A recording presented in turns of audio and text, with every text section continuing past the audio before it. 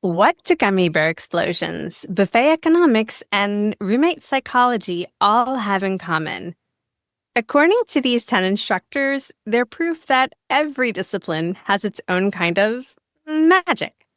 Today on the What and Who of EDU, we decided to take a mid-semester breather and ask, what makes your discipline the coolest one on campus?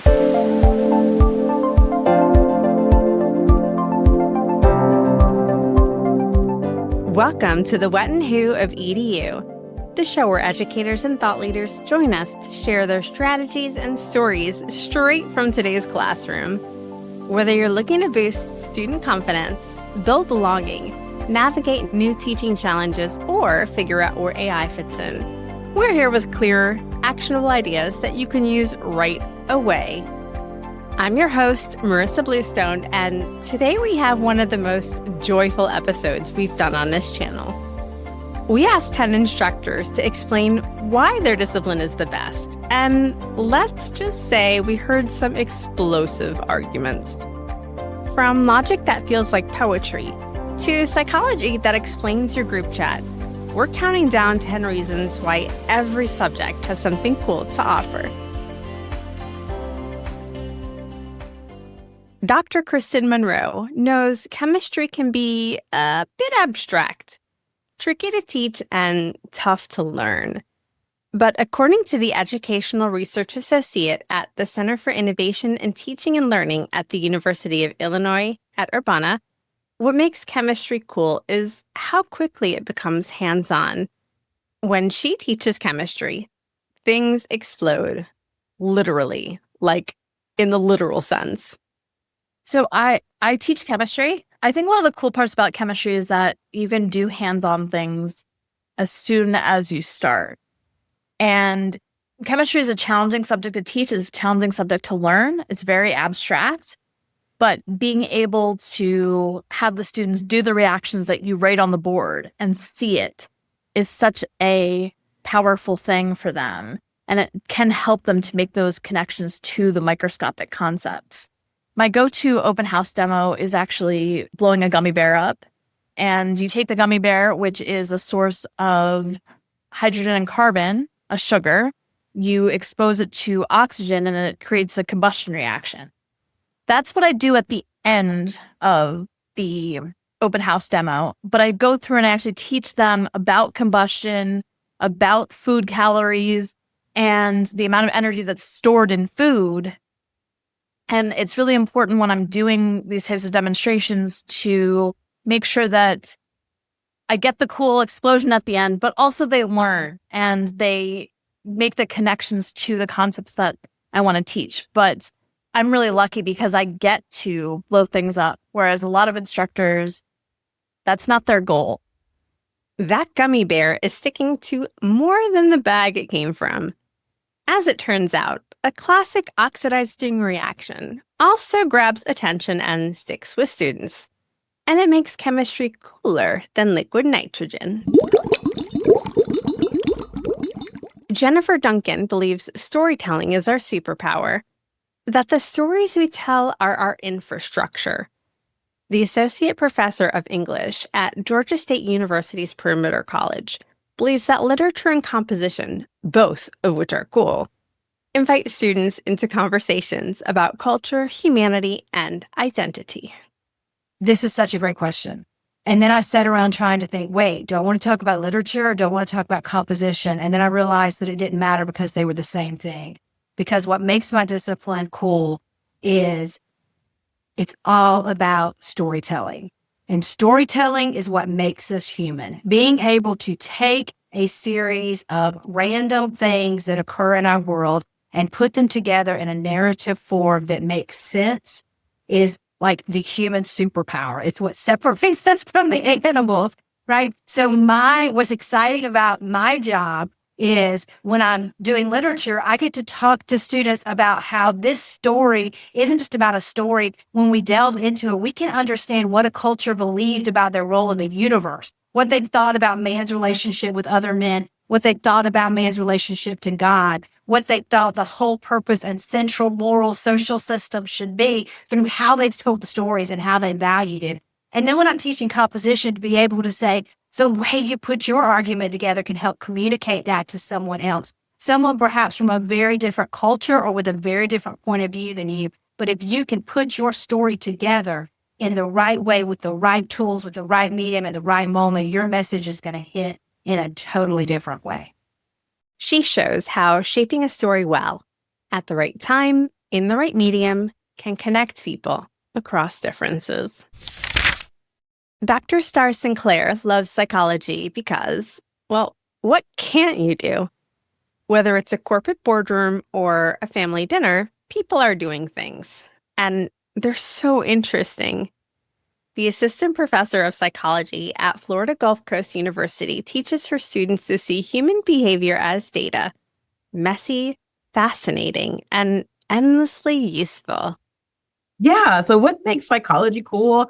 Well, I tell my students all the time, I'm like, look, wherever there's people doing things, psychology, right? So whatever you can think of, whether it's on a particular job sector, whether it's within relationships, whether it's, in a movie, whatever there's human behavioral things happening, and sometimes animals too, psychology is there. If a human is involved in it, there's some sort of psychology principle or something there that, that will explain it or at least applies to it. I also feel like for a lot of people, psychology just generally is just interesting, right? Everybody has questions about, why do people act the way they do? Why do I think the way that I do? What motivates my behavior or that other person's behavior? Everyone loves thinking about when sort of psychology goes bad. Everyone's interested in psychological disorders and learning about that. You tell someone, hey, we're going to have a whole class period discussing how do you go about interviewing a serial killer to understand the thought patterns of a serial killer. That's going to get people really excited, even though it's a research method class, right? So they're going to be super excited about, oh, you don't say. I love that my students who are majors, that their preparation as in this undergraduate program in psychology, it prepares them to potentially branch off into so many different potential career pathways too, right? So I'll hear students be like, well, what am I going to do with my psychology degree? I'm like, what can't you do with it? Actually is the better question, because there's a preparation that happens there. It's just this foundational things that can take students in so many different directions. And I kind of like that. I still find other areas of our subdisciplines that I get super jazzed about, right? There's a whole area of like psychophysics, which is all about, and sensation and perception, which is all about understanding how your senses, how we bring in information from the environment through our eyes, our ears, whatever, how our senses work, but then how our brain puts it all together and we create this psychological experience of like perceiving the world, and how it actually happens is so fascinating to me. It's just so endlessly fascinating, like literally endlessly fascinating. Social psychology stuff, fascinating. What makes it cool? It gives students a whole new lens on the world and the tools to measure the messiest subject there is, which is people. Math has a PR problem. It's often labeled as hard, boring, just a bunch of rules. And those are the nice descriptions. But Dr. Dan Look, the Charles A. Dana Professor of Mathematics at St. Lawrence University, knows just how wrong those assumptions are. We're sometimes looking at like incredibly old problems that have been done before. And I think that students get frustrated when they're proving something that has already been proven, right? We know that this is true. Why are we doing it again? And I think that's actually something that I lean into, and there's an art to it. There's a beauty to crafting arguments and making art from logic. And when you do that, you also, in redoing this proof that yes, you could just be told it, you might see a connection with some other problem that you didn't even realize was connected. And I think that's part of the process. We know that an even times an even gives you an even number, but that was the first question I was asked to prove in my proofs course, sophomore level math course. And they're like, convince me that an even times an even is even. And very few of us in the class had any idea how to even start that process. We just knew it. But then learning how you do it you realize more about our number system than you knew before, which then gives you deeper insight. It comes down to the definition, right? Which is really important. What is an even number? And as soon as you write that down mathematically, you can see the logic. We always say ends in a 0, 2, 6, or 8, right? But that's not really it. Math is cool, not because it gives fast answers, but because it slows you down. It asks you to take something obvious and unpack the beauty underneath. So, what is an even number? Dr. Kendra Thomas thinks human development might be the coolest subject ever, and she's genuinely confused when students don't agree.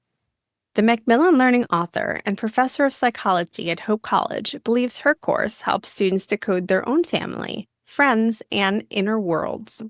It's just the best. Like, I teach human development. I teach how people become who they are.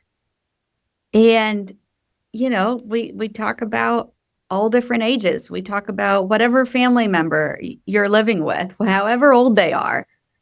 Let me help you understand them. Let me help you understand yourself and how you're constructing your identity and fighting with your roommate and figuring out how you can trust, like who you can trust and who you shouldn't trust, and how people become who they are.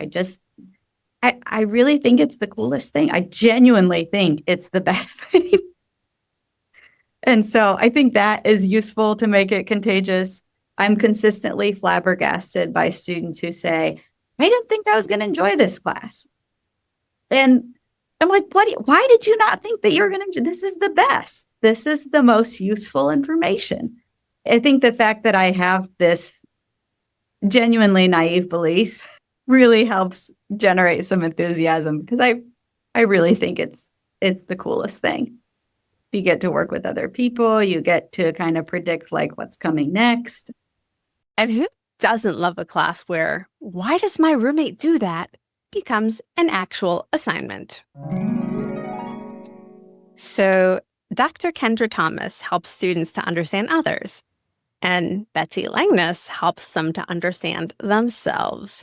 From managing stress to improving memory, the psychology department head at Jefferson Community and Technical College knows that students leave class equipped with a psychological toolkit for everyday life. Well, psychology is cool because it is immediately relevant. Students don't have to wait to use it. They're applying the content to their relationships, to their jobs, to their stress, even study habits right away. You can actually see those light bulb moments happen, even if it's virtual. They start realizing that there are reasons why people act the way they do, and that they are mixing this idea of science, psychology as a science, with self-reflection. And these are tools for students. And so they're learning how their memory works. They're learning why stress affects their health. How can social influence really shape decisions? And it helps them make sense of their everyday lives. So it is definitely a cool major. Suddenly, family drama becomes attachment theory. Breakups become a lesson in trust, and students realize that they've been fluent in it their whole lives. They just didn't have the words for it. Dr. Derek Harmon doesn't think anatomy needs much selling, because once students step into the lab, the discipline does the talking. The associate professor at The Ohio State University's College of Medicine knows it's the coolest because it's the only subject where you quite literally look under the hood of the human body.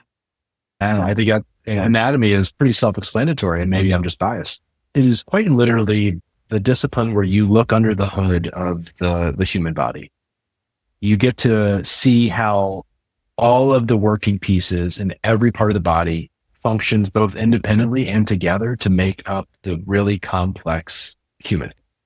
And the students, they have that wow experience whenever they step foot into the anatomy lab and actually see how everything is structured, how it applies to clinical presentation of a patient. And then you throw in some of the different technologies that we can convey and teach these things. You put a VR headset on a student's face. I mean, their mouth is just open. They're in complete of what they're experiencing. And that is just, I think, really cool to see.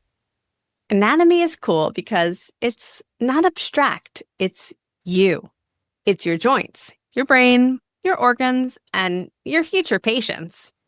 Dr. Harmon gives his students the rare chance to step inside the most advanced machine ever built. You. Mary Gurley teaches psychology like intellectual Velcro. The psychology instructor from Gaston College knows that students learn that anything from AI to true crime can be viewed through a psych lens.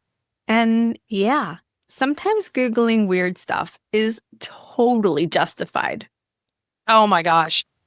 I mean, psychology is so fun because you can constantly update it. You can constantly tie it to anything.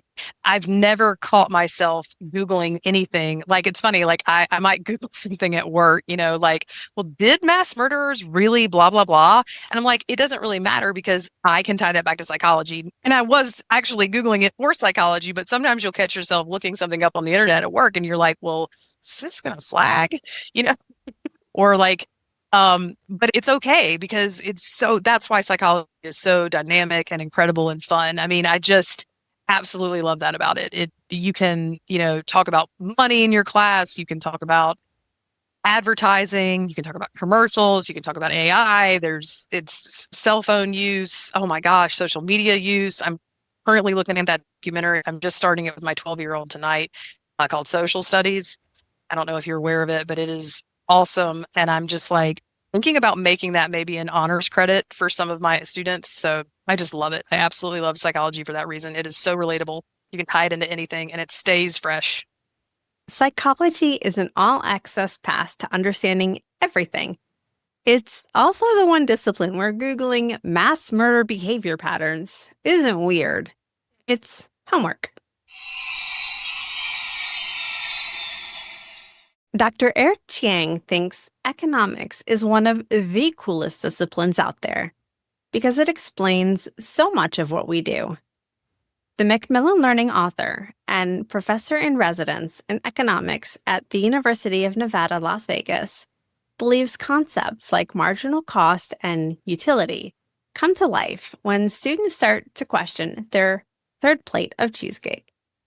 Economics is a fascinating discipline because almost every concept can be directly applied to a situation that an individual or a business might encounter in real life.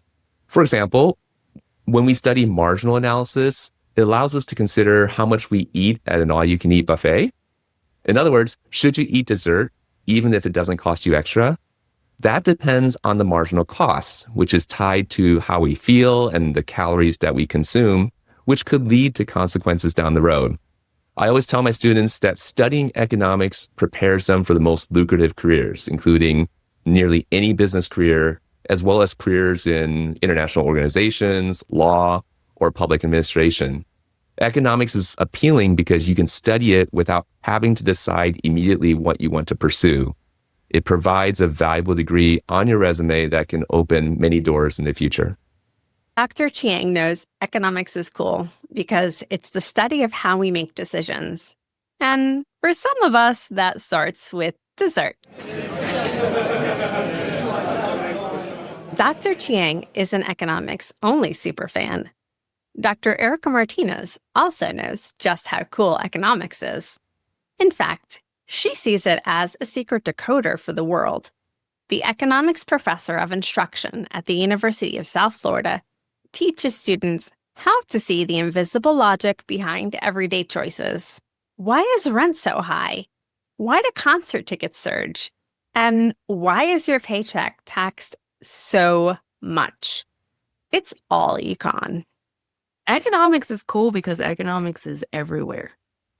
And it can help in so many ways in our everyday lives, from small decisions to big decisions. At its core, economics is teaching us a way of approaching problems and how to make decisions, how to balance trade-offs, the impact that will have on our lives, the impact that will have on society, how to analyze that impact. And that's what we do in economics, particularly I teach microeconomics, and that's what the discipline is all about.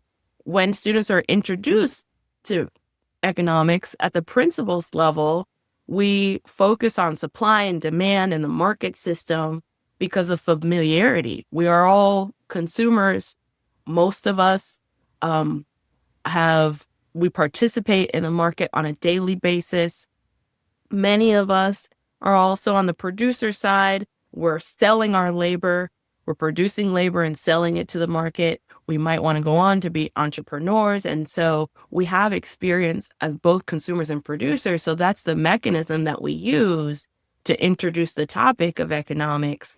But at its core, it's really about a decision-making process and understanding the trade-offs and the impact of those decisions that we're making. So that applies to everything that we're doing on a small level and on big levels, especially when you get older and you're making those decisions on behalf of your household. So that's what my discipline is about. And that's why it's so cool, is that it has a wide relevance to all of our lives. You know that saying, make it make sense. Well, that's economics in a nutshell. It turns chaos into clarity and shows students how to see the trade-offs behind every decision, from pizza toppings to public policy.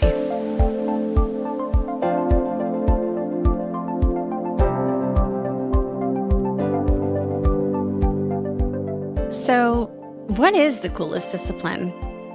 I heard some pretty good arguments for anatomy, chemistry, composition, economics, math, and psychology. And I can confidently report back that pretty much every discipline is cool. Because whether you're reverse engineering a heart, crafting an argument, or questioning your dessert choices, you're experiencing wonder. You're showing us connections we may have never seen, and you're helping us discover the secret logic of the world. If you try one thing tomorrow, ask your students, where have you seen this show up in your life? Then let your discipline do what it does best. Connect, clarify, and maybe even blow up a gummy bear. Which discipline do you think is the coolest? Let us know in the comments below.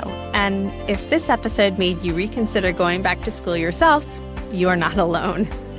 Please follow the show, leave a rating, or share it with your department Slack. It's the podcast version of passing a great teaching idea down the hallway. Drop us a line at thewhatandwho@macmillan.com, and we might just shout you out in a future episode.